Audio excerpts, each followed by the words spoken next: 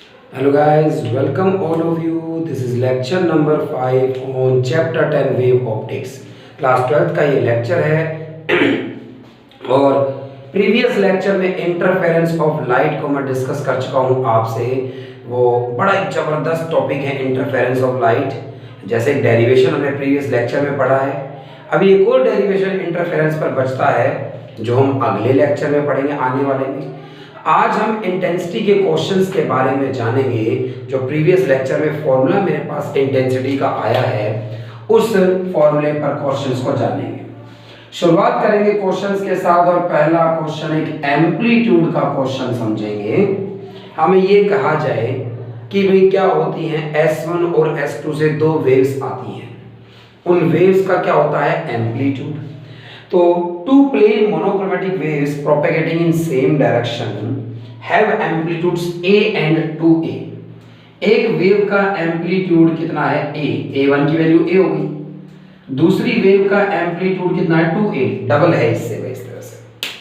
और phase difference pi by 3 phi की value इनमें कितनी है पाई बाई 3 कही गई है। और आपको कहा गया है रिजल्टेंट एम्पलीट्यूड बताइए।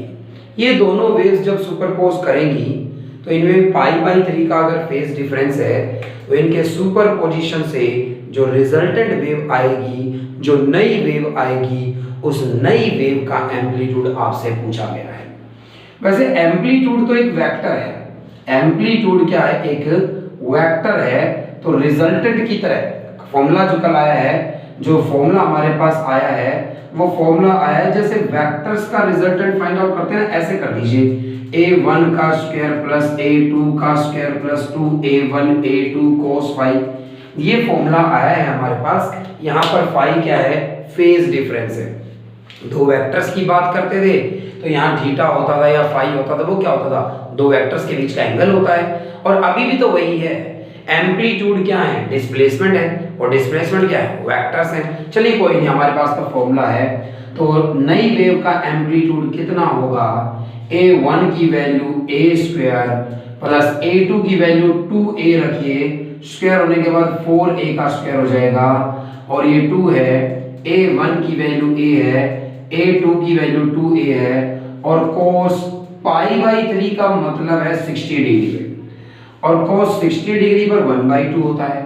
तो a square plus 4a square plus ये 2 2 जा 4, ये cos की वैल्यू 1/2 फिर से 2 कर देगी तो ये 2a का स्क्वायर।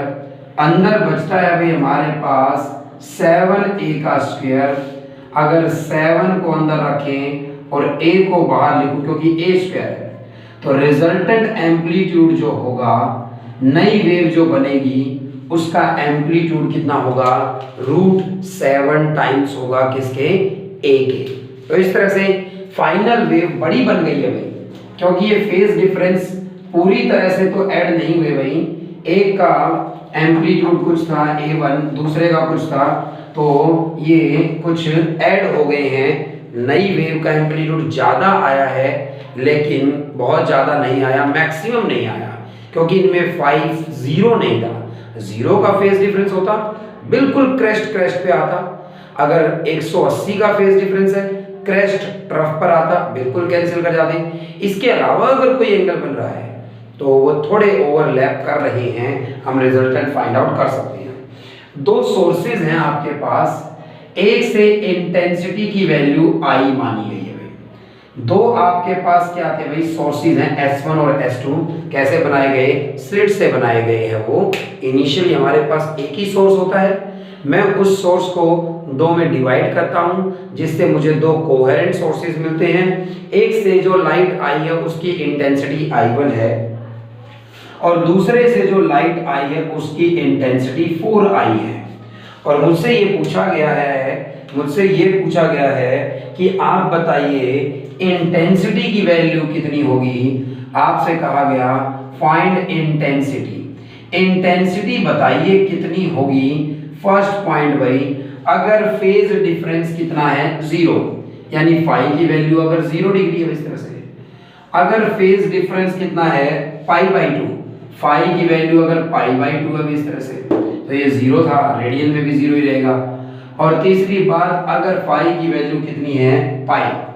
तो तीन ऐसे पॉइंट्स हैं, तीन अलग अलग पॉइंट्स हैं, अलग अलग फेज डिफरेंस होगा भाई तीनों पॉइंट्स पर। तो स्क्रीन पर अलग अलग पॉइंट्स पर अलग अलग फेज डिफरेंस है, इसीलिए अलग अलग जगह पर कभी कहीं क्रेस्ट बन रहा, कहीं पर ब्राइट बन रहा है, कहीं पर डार्क बन रहा है, इस तरह से। अगर हम फर्स्ट केस की बात करें भाई, पहली बात तो कि भाई हमें इंटेंसिटी फाइंड आउट करनी है, तो किसी पॉइंट पर इंटेंसिटी कितनी होगी इसका एक फॉर्मूला है, और ये फॉर्मूला हमने लिखा था, डिराइव किया था, I1 plus I2 plus 2 under root I1 I2 और इनटू में cos फाई है। तो इस तरह से फॉर्मूला लिखा जा सकता है। अब फाइनल इंटेंसिटी कितनी होगी ये फाइंड आउट करना है हमें, फाइनल इंटेंसिटी कितनी होगी। इस तरह का पहले से लाइट जो आई है वो I है, I2 की वैल्यू कितनी है, 4I है, प्लस 2 अंडर रूट में भी एक बार I लिखा और एक बार 4I लिखा, और फाई की वैल्यू कितनी कही है इसने, 0। cos 0 डिग्री पर 1 होता है भाई, ये 4I प्लस I क्या लिखा जा सकता है, 5I लिखा जा सकता है, और प्लस ये 2 है भाई, रूट के अंदर 4 है तो 2 बाहर लिखा जा सकता है रूट से, I 2 बार है तो एक बार I भी बाहर लिखा जा सकता है, और cos 0 पे 1 हो गया, तो ये 9I आंसर आया। एक से लाइट कितनी थी, I, दूसरे से कितनी थी, 4I। अगर ये मेरे रूम की कंडीशन होती कि मैंने एक बल्ब ऑन किया है, तो यहाँ पर उस एक बल्ब से इंटेंसिटी कितनी है, I, मैंने एक दूसरा बल्ब ऑन किया है, उससे इंटेंसिटी कितनी है, 4I, तो मेरे रूम की इंटेंसिटी कितनी हो जाती, 5I हो जाती भाई। लेकिन इसमें देखो 5 का मतलब सेंट्रल ब्राइट की बात हो रही है, सेंट्रल ब्राइट की इंटेंसिटी इनको ऐड कर दूं उससे भी ज्यादा आई है भाई। तो यहाँ पर ये क्या हो रहा है, जहां पर एक डार्क बनेगा वहां ये कैंसिल कर रही होगी, मतलब तो वहां इंटेंसिटी कम हो जाएगी। क्या ये law of conservation of energy को वॉयलेट नहीं कर रहा है भाई? जहां इंटेंसिटी इन दोनों को ऐड कर कर 5I होनी चाहिए, वहां इतनी एनर्जी कहां से आ गई, इंटेंसिटी क्या है भाई, एनर्जी ही तो है, तो इतनी एनर्जी कहां से आ गई। और जहां पर ये माइनस होने चाहिए वहां मान लीजिए एग्जैक्टली दोनों की इंटेंसिटी सेम होती, तो मैं देखूंगा कि जहां पर एक ब्राइट बनता है, मैं देखूंगा जहां पर एक ब्राइट बनता है उस ब्राइट की जो इंटेंसिटी होती है, उस ब्राइट की इंटेंसिटी 4 टाइम्स हो जाती है, और जहां डार्क बनता है वहां बिल्कुल 0 हो जाती है। तो ऐसे चेंजेस क्यों देखने को मिलते हैं भाई हमें, मैं बताऊंगा। क्या ये law of conservation of energy को वायलेट तो नहीं कर रहा है कि ब्राइट पर बहुत एनर्जी आ जाती है और डार्क पर एनर्जी गायब हो जाती है, भाई ऐसा कैसे हो रहा है। चलिए फिलहाल जहां 0 का फेज डिफरेंस होगा वहां 1 से I है, 1 से 4I, तो यहां इंटेंसिटी कितनी होगी, 9I होगी भाई।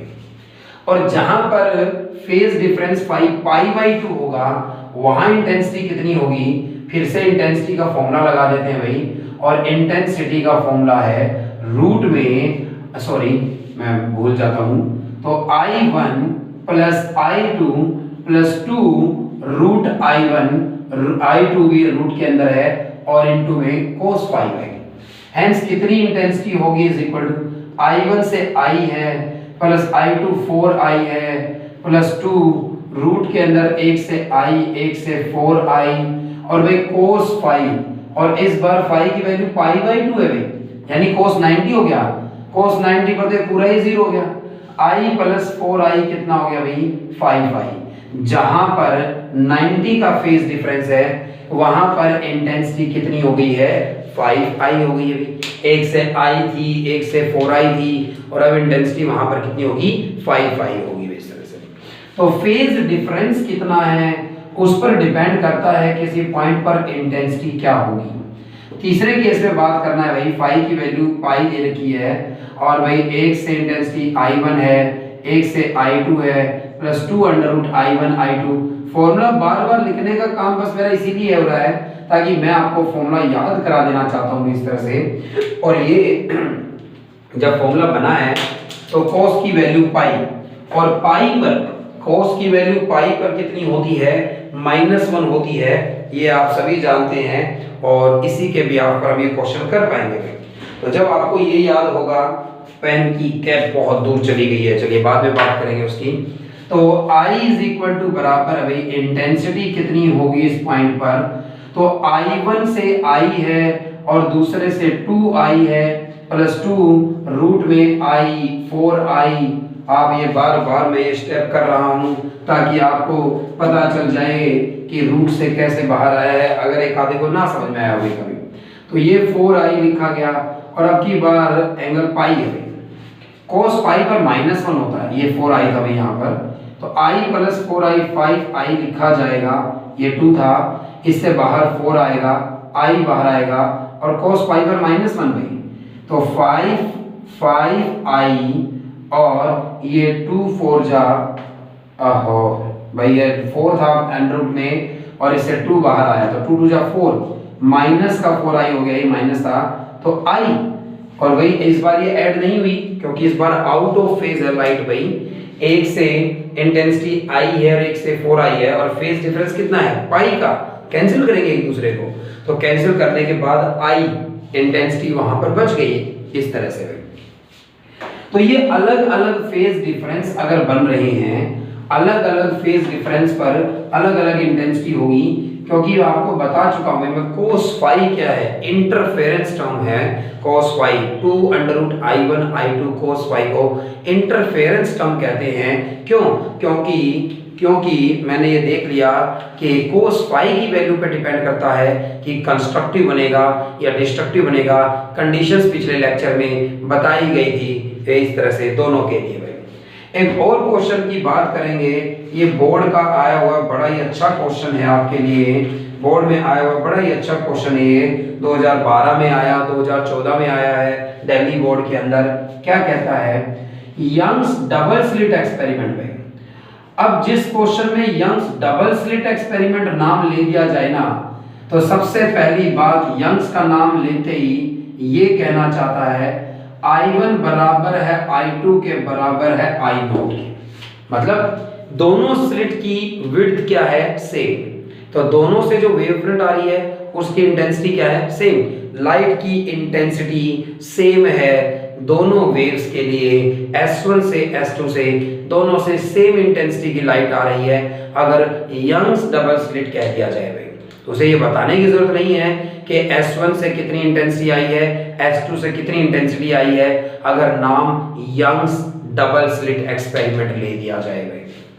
अब I1 is equal to I2 is equal to I कहा गया है यहाँ पर, क्योंकि यंग्स डबल स्लिट एक्सपेरिमेंट है, और ये कहा गया है कि एक ऐसा पॉइंट जहां पर पाथ डिफरेंस K है, एक ऐसा पॉइंट जहां भाई क्वेश्चंस मैंने आपको सेंड किए हुए हैं, तो क्वेश्चंस आप पढ़ पाएंगे, मैं बिल्कुल सीक्वेंस में करा रहा हूं क्वेश्चंस को फिलहाल, कि एक ऐसा पॉइंट जहां पाथ डिफरेंस कितने का है, लैम्बडा का है, जहां पाथ डिफरेंस लैम्बडा का है, ऐसे पॉइंट पर जो इंटेंसिटी है, ऐसे पॉइंट पर जो इंटेंसिटी देखने को मिल रही है उसे कुछ K नाम दिया गया है, K यूनिट्स नाम दिया गया है।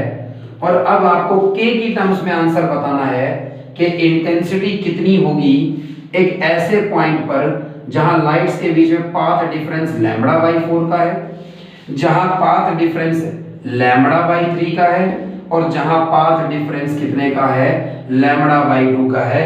तो ये अलग अलग पाथ डिफरेंस है, 3 अलग अलग पॉइंट्स की बात हो रही है भाई। फिलहाल समझिए स्टार्टिंग से क्वेश्चन को, यंग्स डबल स्लिट एक्सपेरिमेंट के का नाम लिया है, तो I1 से I2 से सेम वैल्यू आ रही है इंटेंसिटी की, S1 और S2 दोनों सोर्स सेम इंटेंसिटी की लाइट आपको सेंड कर रहे हैं। तो यंग्स डबल स्लिट एक्सपेरिमेंट की ये खास बात थी इस तरह से। उसके बाद पाथ डिफरेंस लैम्बडा है किसी पॉइंट पर, और उस पॉइंट की इंटेंसिटी कितनी है उस पॉइंट की इंटेंसिटी K। तो उस पॉइंट की इंटेंसिटी अगर K है तो K की टर्म्स में बाकियों के आंसर बताइए कितनी होगी भाई। तो सबसे पहले जो इसको गिवन है आप उसके अकॉर्डिंग सोचना स्टार्ट करें कि इसने क्या दिया गया है आपको, कि एक ऐसा पॉइंट जहां पाथ डिफरेंस कितना है, लैम्बडा। तो एक फॉर्मूला मैंने आपको लिखवाया है प्रीवियस लेक्चर में, उसका यूज भी किया है मैंने कंडीशंस डिराइव करने के लिए, कि 2 पाई और p बाई लैम्बडा बराबर होता है किसके, फाई।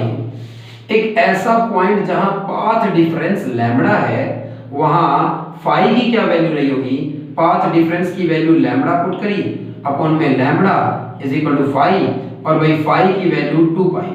उस पॉइंट पर फेज डिफरेंस की वैल्यू कितनी है, 2 पाई है। उस पॉइंट पर फाई की वैल्यू अगर 2 पाई है तो इंटेंसिटी कितनी होनी चाहिए, I1 plus I2 plus 2 under root में I1 I2 cos फाई। और भाई मैं यंग्स डबल स्लिट एक्सपेरिमेंट के इस फॉर्मूले को अगर स्पेशल बना दूं तो आपको बार बार इतना बड़ा फॉर्मूला नहीं लगाना पड़ेगा। अगर मैं इसे यंग्स डबल स्लिट एक्सपेरिमेंट के लिए स्पेशल फॉर्मूला बना दूं तो भाई क्या स्पेशल फॉर्मूला बनेगा, एक से लाइट आई आई नॉट प्लस दूसरे से भी लाइट आई आई नॉट प्लस 2, और ब्रैकेट में आई नॉट का क्या हो जाएगा, स्क्वायर हो जाएगा, और इनटू में क्या है cos फाई। ये I naught plus I naught 2 I naught होगा, और ये भी आई नॉट बाहर आएगा भी अंडर रूट से, और इनटू में cos फाई होगा। और ऐसा होने के बाद दोनों में से अगर 2 आई नॉट कॉमन ले लूं, ब्रैकेट में 1 प्लस cos फाई बचता है। भाई जिससे लगता है कि उसे cos 2 थीटा का फॉर्मूला नहीं आता, cos 2 फाई का फॉर्मूला नहीं आता, हालांकि आता होगा बहुत सारे बच्चों को, बहुत बार यूज में आता है हमारी फिजिक्स में, तो वो अपना ये जनरल फॉर्मूला लगा दे। नहीं तो मैं यंग्स डबल स्लिट एक्सपेरिमेंट के लिए स्पेशली इस फॉर्मूले को छोटा कर कर बना रहा हूं। और वो कैसा होगा, अगर एक स्लिट से लाइट कितनी आई है, आई नॉट, तो I इज इक्वल टू बराबर है 2 आई नॉट, और भाई ये cos 2 फाई, मैं फिर भी बता देता हूं भाई, लेकिन अलग से लिखेगा अगर आपको नहीं पता तो। अगर आपके पास, मैं यहाँ एक्सप्लेन करता हूँ, मैं यहाँ से लेकिन रब करूंगा, इसका सॉल्यूशन नहीं लिख रहा हूँ अभी, मैं एडिशनल में बता रहा हूँ इस तरह से कि अगर cos 2 फाई होता तो मैं इसे लिख सकता था 2 cos स्क्वायर फाई माइनस 1। ये 2 cos 2 थीटा का मतलब cos 2x का फॉर्मूला है, फाई एंगल है यहाँ पर, 2 cos स्क्वायर फाई माइनस 1 इधर आकर प्लस हो जाएगा, तो 1 प्लस cos 2 फाई कितना हो जाएगा, 2 cos स्क्वायर फाई लिखा जा सकता है इस तरह से। अब अगर मान लीजिए तो cos 2 थीटा का फॉर्मूला है 2 cos स्क्वायर थीटा माइनस 1, और 1 इधर आकर प्लस हो जाए तो 1 plus cos 2 phi is equal to इसके इक्वल है।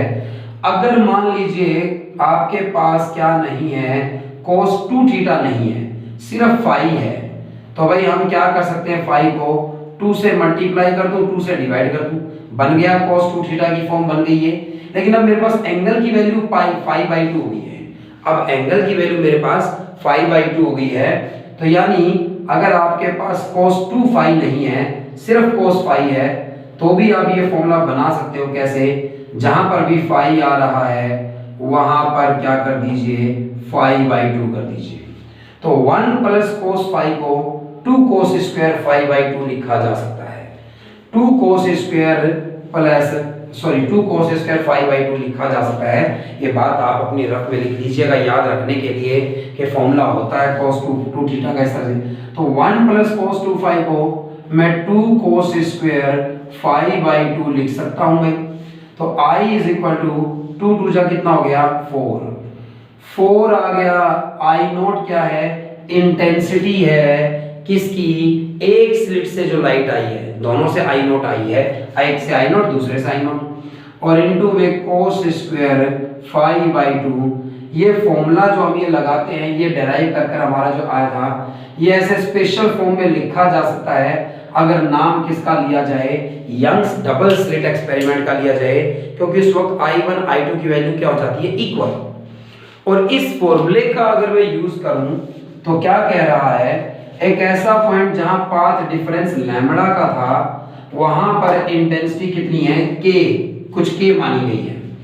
तो भाई I इंटेंसिटी कितनी है, k, कहां पर 4I नोट चलने दीजिए, फाई, जहां फाई की वैल्यू कितनी आई है भाई, 2 पाई आई है, क्योंकि हमने देख लिया जहां पर फाई की वैल्यू कितनी आई है, 2 पाई आई है। यहाँ पर फेज डिफरेंस कितना है, 2 पाई का आया है इस तरह से यहाँ पर। तो फेज डिफरेंस कितना आया है यहाँ पर, 2 पाई का आया है। 2 पाई पुट कर दिया जाए और डिवाइड में भी 2 था, 2 से 2 कट जाएगा, k is equal to 4I naught, cos pi बचेगा, cos पाई पर -1 होता है, लेकिन स्क्वायर होने के बाद तो +1 ही हो जाएगा, यानी K बराबर है 4I0 के, यानी एक स्लिट से जो लाइट आई है I0 वो K/4 लिखी जा सकती है भाई। पहले आपको इस I0 की वैल्यू K की टर्म्स में पता चल गई।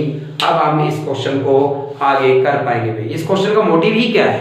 ये क्वेश्चन यही तो कह रहा है आपको कि आपको इंटेंसिटी के आंसर्स K की टर्म्स में देने हैं। देखिए हमारे फॉर्मूले में I1 I2 होते हैं, यंग्स डबल स्लिट है तो I1 I2 दोनों को I0 मान लिया मैंने, तो मेरा आंसर तो I0 की टर्म्स में आएगा ना कि I0 से डबल है, ट्रिपल है, 4 टाइम्स है, आधा है, कितना है, I0 की टर्म्स में आंसर आएंगे मेरे। लेकिन इसने K की टर्म्स में पूछा है आंसर भाई, तभी तो इसने कहा कि एक ऐसा पॉइंट जहां पाथ डिफरेंस लैम्बडा है वहां इंटेंसिटी K है। तो जहां लैम्बडा का पाथ डिफरेंस है वहां फाई की वैल्यू 2 पाई होती है, जहां 2 पाई जो है वो फाई की वैल्यू है, वहां पर मैंने इंटेंसिटी सोल्व करी 4I0 आई और ये K के इक्वल है, यानी K की वैल्यू I0, K की वैल्यू यानी I0 की वैल्यू K/4 लिखी जा सकती है। तो ये जो I0 की वैल्यू K/4 आ गई है। अब आप फर्स्ट पॉइंट की बात करिए ऐसे कि इस फर्स्ट पार्ट को करते हैं भाई, जहां पाथ डिफरेंस λ/4 है वहां इंटेंसिटी बतानी है। फिर से फॉर्मूला यूज करें 2 पाई p/λ और बराबर फाई के, और आप जान पाएंगे जहां पाथ डिफरेंस λ/4 का है, p की वैल्यू आप λ/4 पुट करिए, फाई की वैल्यू आपको पाई/2 मिलेगी। इसका मतलब फेज डिफरेंस वहां पाई/2 का है। और यंग्स डबल स्लिट का अभी अभी हमने डायरेक्ट फॉर्मूला डिराइव किया है, क्या लगा दीजिए 4I0 cos स्क्वायर फाई/2 वाला फॉर्मूला लगा दीजिए। I is equal to 4I0, phi की वैल्यू पाई/2 है तो ये पहले से 2 पाई/4 बनाएगा, यानी cos 45 हो गया।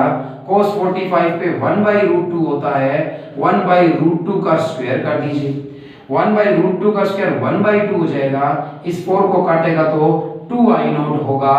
और भाई I0 की वैल्यू आपने K/4 लिखी थी, यानी इस पॉइंट पर इंटेंसिटी K की टर्म्स में आपको चाहिए थी, K/2 हो गई है, यानी इंटेंसिटी इस पॉइंट पर कितनी हो गई है, K/2 हो गई है। तो इस पहले पॉइंट पर जहां पाथ डिफरेंस λ/4 है उस पॉइंट पर इंटेंसिटी लाइट की K/2 आई है हमारे पास में। फिर ऐसा पॉइंट जहां पर पाथ डिफरेंस λ/3 है, सेकंड पार्ट में जहां पाथ डिफरेंस λ/3 हो गया है तो 2 पाई p/λ वाला फॉर्मूला बराबर फाई के रखकर फिर से सॉल्व करूं तो जहां पर पाथ डिफरेंस λ/3 पुट करूंगा तो फाई इज इक्वल टू 2 पाई/3 आएगा भाई। 2 पाई/3 का मतलब है 120 डिग्री में। और भाई इंटेंसिटी कितनी होगी 4I0 cos स्क्वायर फाई/2 फॉर्मूला लगाया मैंने, यहाँ 2 पाई/3 पुट करूंगा, 2 से 2 कट जाएगा, 2 से 2 कटने पर क्या बचेगा आपके पास, पाई/3 बचेगा। पाई/3 का मतलब 60 डिग्री, cos 60 पर 1/2, 1/2 का स्क्वायर 1/4, 4 से 4 कट गया। इस पॉइंट पर इंटेंसिटी कितनी है I0, K की टर्म्स में चाहिए, I0 की वैल्यू कितनी आई थी भाई, K/4 आई थी। तो इस पॉइंट पर इंटेंसिटी K/4 लिखी जा सकती है इस तरह से। तीसरे पॉइंट की बात करी जाए, ऐसा पॉइंट जहां पाथ डिफरेंस λ/2 है, ऐसा पॉइंट जहां पाथ डिफरेंस की वैल्यू λ/2 है, जहां पाथ डिफरेंस λ/2 होगा 2 pi p/λ is equal to phi लगाइए, वहां पर फाई की वैल्यू पाई आ जाएगी भाई, 2 से 2 कट जाएगा, लैम्बडा से लैम्बडा पाई आ गई। जहां फाई की वैल्यू पाई है वहां इंटेंसिटी कितनी होगी 4I0 cos स्क्वायर फाई/2 फॉर्मूला। ये फॉर्मूला इंटेंसिटी फाइंड आउट करने का तभी लगेगा जब सिर्फ यंग्स डबल स्लिट एक्सपेरिमेंट की बात करें और आपने I1 से और I2 से दोनों से लाइट कितनी मान ली है, I0 मान ली है भाई, I0 मानी गई है। तो तब बात करेंगे इसकी, और तब जब इसकी बात करेंगे तो फाई की वैल्यू इस बार पाई रखी जाए तो ये तो पाई/2 हो जाएगा, cos 90 हो जाएगा, cos 90 पे तो 0 होता है। तो इस तीसरे पॉइंट पर लाइट की इंटेंसिटी ही क्या हो गई है, 0 हो गई है। तो इस तरह से इंटेंसिटी के क्वेश्चंस की बात की जा सकती है भाई, इस तरह से इंटेंसिटी के क्वेश्चंस की बात की जा सकती है। और पाथ डिफरेंस गिवन हो तो फेज डिफरेंस फाइंड आउट किया जा सकता है, उसका एक फॉर्मूला लिखवाया है मैंने। और अगर फाई पता है तो इंटेंसिटी का हमारे पास एक फॉर्मूला होता है। बस किसी भी क्वेश्चन को पहले ये देख लो कि गिवन क्या है, फिर ये देखो कि फाइंड आउट क्या करना है, उसके लिए क्या फॉर्मूला होता है, उस फॉर्मूले में किसकी कमी है जिसे पहले फाइंड आउट करके देखना पड़ेगा। इस तरह से चलना स्टार्ट किया कीजिए भाई। एक और बेहतरीन क्वेश्चन भाई, एक और बड़ा ही तगड़ा क्वेश्चन है ये यहाँ पर। और इस क्वेश्चन में क्या कहा गया है, कहा गया है कि रेशियो फाइंड आउट करनी है हमें किसकी, इंटेंसिटी की। इंटेंसिटी की रेशियो फाइंड आउट करनी है दो पॉइंट्स पर। तो दो अलग अलग पॉइंट्स हैं, उन पर अलग अलग इंटेंसिटी है और उस इंटेंसिटी की रेशियो बतानी है आपको। अगर क्या कहा गया है, किन पॉइंट्स पर पूछा गया है, find the ratio of the intensity at the centre of a bright fringe. एक ब्राइट फ्रिंज है मान लो, तो एक ब्राइट फ्रिंज का सेंटर में मान लो ये एक ब्राइट फ्रिंज बन रही है, तो इसके इधर भी एक डार्क बनेगा। तो एक ब्राइट फ्रिंज अगर बन रही है तो इसके इधर क्या बनेगा भाई, एक डार्क बनेगा इस तरह से। तो ये इधर क्या बन गया भाई, एक डार्क बन गया इस तरह से। और यहाँ पर इस तरफ भी एक डार्क बन जाता है इस तरह से। और बीच में मान लीजिए क्या बना भी, एक ब्राइट बना है भाई। डार्क मान लो ब्राइट कहाँ पर बना है, ब्राइट कहाँ पर बना, ब्राइट कहाँ पर बना भाई, जहां पर फाई की वैल्यू कितनी थी, 0 डिग्री। फिर डार्क कहां पर बना, जहां पर वैल्यू कितनी होगी भाई, पाई हो गई। और भाई ऐसे ही इस तरफ भी कौन बना, जहां पर पाई हो गया इस तरह से भाई। एक बिल्कुल सेंटर पर बात करूं ना इस ब्राइट की, तो फाई की वैल्यू क्या है, 0। थोड़ा साइड में जाने लगूंगा तो फाई बढ़ने लगेगा, डार्क तक आते आते फाई बिल्कुल 180 डिग्री हो जाएगा, तभी तो पूरी तरह से कैंसिल करेंगे। यानी जहां ये डार्क बनना स्टार्ट कर रहा है, यहां पर फाई की वैल्यू कितनी है अभी, पाई। उधर भी एक डार्क बनना स्टार्ट कर रहा है, लाइट में कितने हो गए भी, पाई। यानी एक वेव, एक ब्राइट की बात करूं तो एक ब्राइट के एक पॉइंट से दूसरे पॉइंट तक पहुंचने में कितने का फेज डिफरेंस आ गया, 2 पाई का। तो इधर एक पॉइंट था, उस पर लाइट में फाई का डिफरेंस बन रहा था, इधर जाऊं तो भी फाई का डिफरेंस है, कांस्टेंट तो नहीं रहा होगा, बीच में चेंज तो हुआ था ना। तो पहले एक दूसरे के साथ डिफरेंस थी, फिर और डिफरेंस बढ़ गया है। एक फ्रिंज विड्थ की बात करूं, एक फ्रिंज की बात करूं, ये फ्रिंजेस हैं, एक फ्रिंज की बात करूं तो एक फ्रिंज के एक पॉइंट से दूसरे पर जाइए, मतलब एक एंड से दूसरे पर जाइए, 2 पाई का डिफरेंस बन जाता है भाई। 2 पाई का डिफरेंस बन जाता है। तो हमसे क्या कहा गया है, रेशियो किसकी बतानी है, एक तो क्या फाइंड आउट करिए, इंटेंसिटी फाइंड आउट करिए, intensity at centre, at intensity at centre of bright. एक ब्राइट के सेंटर पर इंटेंसिटी कितनी है और इससे 1/4 डिस्टेंस मूव कर जाइए भाई। 1/4 यानी 1/4 हमें कहा गया, 1/4 डिस्टेंस पर भाई, 1/4 डिस्टेंस कहां से, सेंटर से मूव कर जाइए भाई। जितनी एक फ्रिंज की विड्थ होती है उसमें से 1/4 डिस्टेंस जितना होगा उतना सेंटर से इधर आ जाइए, तो एक पॉइंट पर इंटेंसिटी होगी कुछ। इन दोनों पॉइंट्स की इंटेंसिटी की क्या बतानी है, रेशियो है। पहली बात तो इंटेंसिटी एट, अगर मान लीजिए रेशियो बतानी है आपको, तो पहली बात तो इंटेंसिटी कहां बतानी है, intensity at centre of bright. जहां पर ब्राइट है, सेंटर ऑफ सेंट्रल ब्राइट में, तो बिल्कुल सेंटर पर एक ब्राइट बनता है और उसके सेंटर की बात हो रही है, तो उसके सेंटर पर तो फाई की वैल्यू कितनी होती है, 0 डिग्री होती है। वहां इंटेंसिटी कितनी होगी, 4I0, Young's double slit experiment की बात हो रही है भाई, और cos स्क्वायर 5/2 वाला फॉर्मूला। तो भाई फाई की वैल्यू जो कितनी है, 0 डिग्री है उस पॉइंट के लिए, और 0 डिग्री पुट करूंगा तो ये टर्म 0 हो जाएगी, cos 0 पर 1 हो जाएगा, 1 का स्क्वायर 1 होगा, तो I1 नाम दे देता हूं इसे। सेंटर पर इंटेंसिटी कितनी है भाई, 4I0। और अब आप ये भी जान जाइए कि यंग्स डबल स्लिट एक्सपेरिमेंट में जो एक ब्राइट बन रहा है उसकी इंटेंसिटी 4 टाइम्स है। एक स्लिट से I0 आई, दूसरे से आई नोट आई, तो ये नहीं कि ऐड होगा 2 आई नोट होगी, 4 टाइम्स है भाई वहां पर, जानेंगे किस तरह से है भाई। तो 4 आई नोट क्या बन गई है, इंटेंसिटी बन गई है वहां पर। और एक ऐसा पॉइंट जिसका डिस्टेंस सेंटर से कितना है, पूरी वेव का 1/4 है, तो 1/4 डिस्टेंस पर जो फाई का डिफरेंस आ गया होगा वो पाई बाई 2 आ गया होगा। पूरी एक फ्रिंज में डिफरेंस 2 पाई का आया, तो उसके 1/4 पार्ट की बात करूं तो 2 पाई को 4 से डिवाइड करिए, इन दोनों पॉइंट्स में डिफरेंस कितने का है, पाई बाई 2 का। यानी दूसरे पॉइंट पर जो लाइट पहुंचेगी उसमें पाई बाई 2 का फेज डिफरेंस होगा, तो इंटेंसिटी कितनी होगी, यंग्स डबल स्लिट है 4 I naught cos square pi by 2, और भाई यहाँ पाई की वैल्यू पाई बाई 2 पुट करूंगा तो पाई बाई 4 होगा, पाई बाई 4 मतलब 45 डिग्री, 45 पर cos 1/√2, 1/√2 का स्क्वायर 1/2, और ये बन गया अभी 2 आई नॉट। सेंटर पर इंटेंसिटी I1 थी, इस पॉइंट पर I2 है, सेंटर पर इंटेंसिटी 4 आई नॉट थी और इस पॉइंट पर इंटेंसिटी 2 आई नॉट है, hence 2:1। सेंटर पर, सेंट्रल ब्राइट के बिल्कुल सेंटर पर इंटेंसिटी कितनी है, 4 टाइम्स।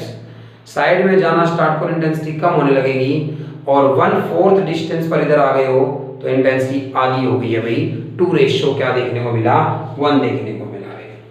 तो इस तरह से आप ये इंटेंसिटी के क्वेश्चंस कर पाएंगे, इजी है ये क्वेश्चंस।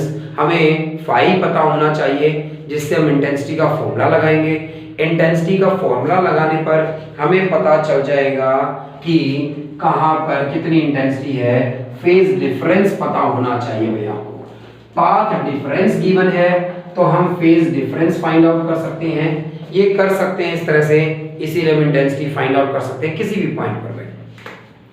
अब आपसे ये पूछा जाए कि कोहेरेंट सोर्सेज, भाई क्वेश्चंस की इतनी ही बात करूंगा मैं, फिर से थोड़ा सा इंटरफेरेंस के टॉपिक्स पर आ गया हूं, और टॉपिक्स में कोहेरेंट सोर्सेज क्या होते हैं उनकी डेफिनेशन लिखवा रहा हूं। कोहेरेंट सोर्सेज क्या होते हैं, कोहेरेंट सोर्सेज मतलब जुड़वां में, कोहेरेंट सोर्सेज मतलब जुड़वां सोर्स है लाइट के, जुड़वां सोर्स है लाइट के। तो जुड़वां सोर्स कौन होते हैं लाइट के, जो सेम फ्रीक्वेंसी की लाइट प्रोड्यूस कर रहे हैं और उन लाइट्स में या तो कोई फेज डिफरेंस नहीं है, या अगर फेज डिफरेंस है तो वो कांस्टेंट रहना चाहिए, टाइम के साथ बदलना नहीं चाहिए भाई। तो two sources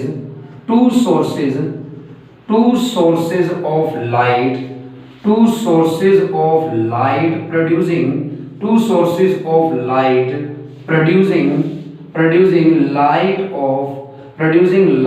of same frequency, producing light of same frequency मतलब मोनोक्रोमेटिक लाइट है, producing light of same frequency with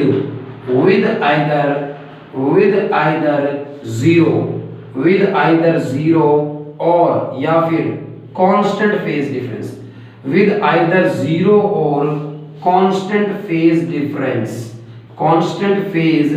difference are called coherent sources, और जो सेम फ्रीक्वेंसी की नहीं प्रोड्यूस कर रहे होंगे, कांस्टेंट फेज डिफरेंस के साथ नहीं प्रोड्यूस कर रहे होंगे, दे आर इनकोहेरेंट सोर्सेज भाई, उन्हें हम इनकोहेरेंट सोर्सेज कहेंगे।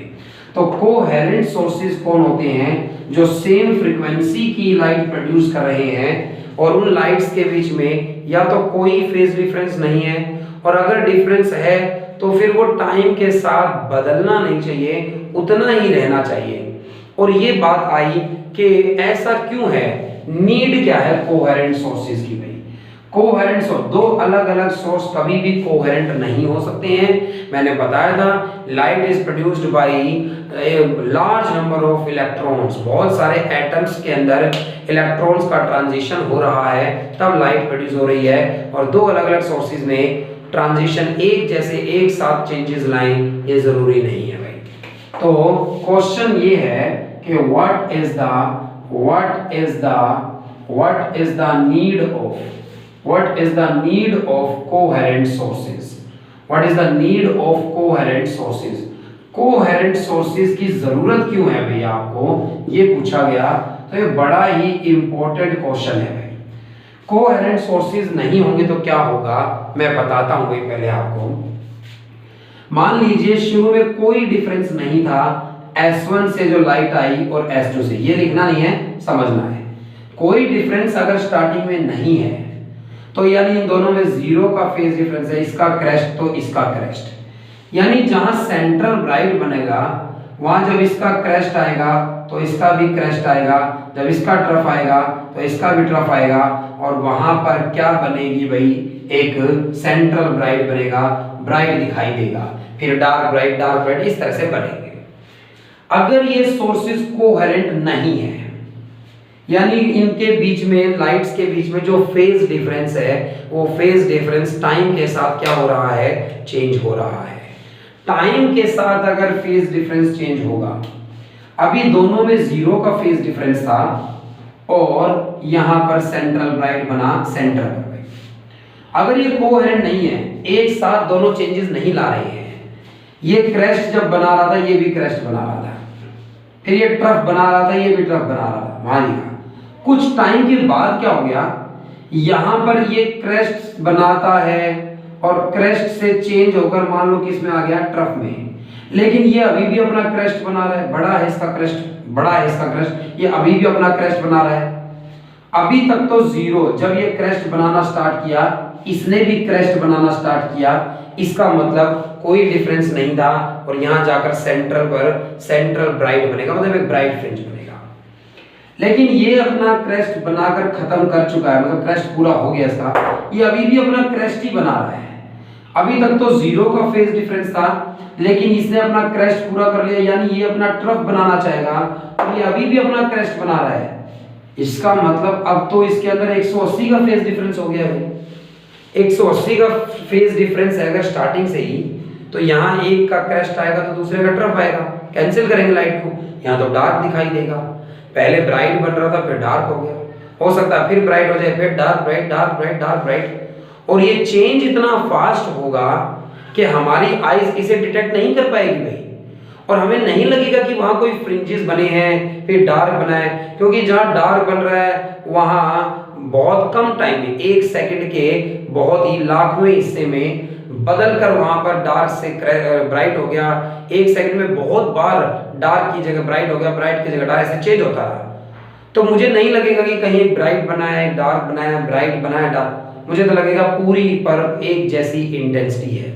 नॉर्मल इल्यूमिनेशन ऑफ लाइट लगेगा, जैसे रूम के अंदर लग रहा है, 2 लाइट्स तो ऑन करी हैं बट इंटरफेरेंस थोड़ी हो रहा है, हर जगह नॉर्मल इंटेंसिटी दिखाई दे रही है मुझे, कहीं पर ब्राइट और कहीं पर डार्क, ऐसा नहीं दिखाई दे रहा, हर जगह नॉर्मल इंटेंसिटी है, नॉर्मल इल्यूमिनेशन ऑफ लाइट हो गया भाई। तो कोहेरेंट सोर्सेज होने जरूरी हैं, नहीं तो क्या होगा, डार्क और ब्राइट फ्रिंज की पोजीशन फिक्स नहीं रहेगी भाई। जहां ब्राइट बन रहा था वो चेंज होकर वहां डार्क हो जाएगा, जहां डार्क था वहां ब्राइट, ये चेंज होते रहेंगे, फिर इंटरफेरेंस में फ्रिंजेस जैसा देखने को नहीं मिलेगा इस तरह से। तो हम इसलिए ये लिखते हैं कि if sources are not coherent, मतलब इनकोहेरेंट है ये। If sources are not coherent कहने का मतलब ये इनकोहेरेंट है भाई, इसका मतलब ये इनकोहेरेंट है। If sources are incoherent then phi phase changes continuously, फिर तो phi कांस्टेंट नहीं रहेगा, कांस्टेंट है अगर phi तो ये क्या है, आपके कोहेरेंट सोर्सेज हैं। phi कांस्टेंट नहीं है तभी तो ये कोहेरेंट नहीं है इस तरह से। तो इसलिए हम लिखेंगे if sources are not coherent then phi changes continuously with time, phi changes continuously with time and the value of cos phi and the value of cos phi and the value of cos phi varies between its maximum and minimum value, maximum plus 1 and minimum का मतलब minimum value कितनी होती है, cos की -1 minimum value. अगर coherent sources नहीं होंगे then phi change होगा, कोस फाई की वैल्यू चेंज होगी, कभी जीरो डिफरेंस होगा तो मैक्सिमम होगी, कुछ और होगा मिनिमम होगा, फेज डिफरेंस पाई का होगा, मिनिमम हो जाएगी कॉस की वैल्यू। अपनी मैक्सिमम और मिनिमम वैल्यू के बीच में कॉस वेरी होता रहेगा और कॉस चेंज होता रहेगा। अगर इस तरह से तो कभी मैक्सिमम होगी कॉस की वैल्यू, कभी मिनिमम हो गई है, कभी ब्राइट बन रहा है वहां, कभी डार्क बन रहा है, varies between its maximum and minimum value and averages to zero and averages to zero. और जो एवरेज वैल्यू आएगी कोस की वो जीरो आ जाएगी। अगर ये जीरो आ गई है देयरफॉर कोस की वैल्यू, अगर कोस फाई की वैल्यू जीरो आ रही है एवरेज वैल्यू, तो फिर भाई I इज इक्वल टू जो I1 plus I2 plus 2 under root I1 I2 का फॉर्मूला हम लगाते हैं और साथ में कोस फाई होता है, कोस फाई जीरो है, यानी ये वाली पूरी टर्म क्या हो गई, जीरो हो गई। फिर तो I इंटेंसिटी कितनी होगी, I1 plus I2।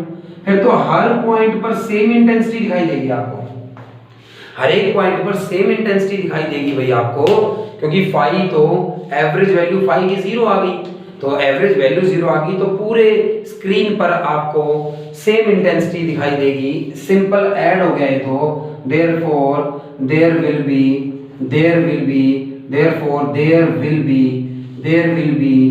Normal illumination. और नॉर्मल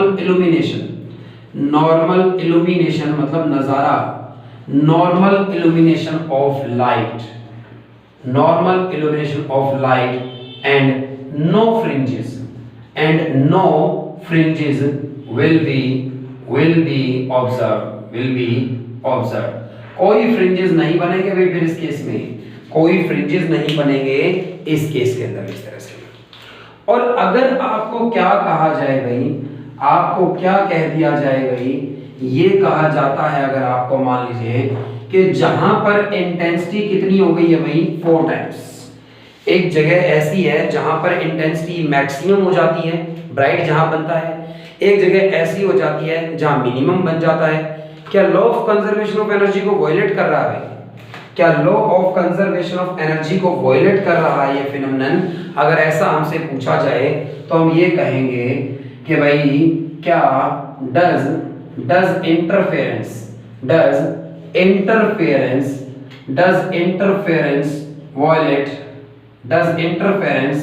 यही वाला आएगा, sorry, does interference violate law of conservation of energy?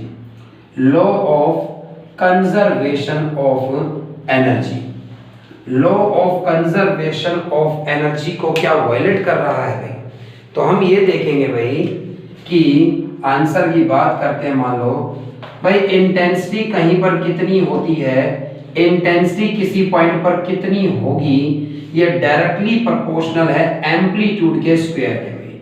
ये बात डायरेक्टली प्रोपोर्शनल है एम्पलीट्यूड के स्क्वायर के भाई। जहां पर इंटेंसिटी मैक्सिमम हो गई है भाई, इसका मतलब दोनों वेव्स के एम्पलीट्यूड वहां पर ऐड हो गए हैं, A1 प्लस A2 हो गया है।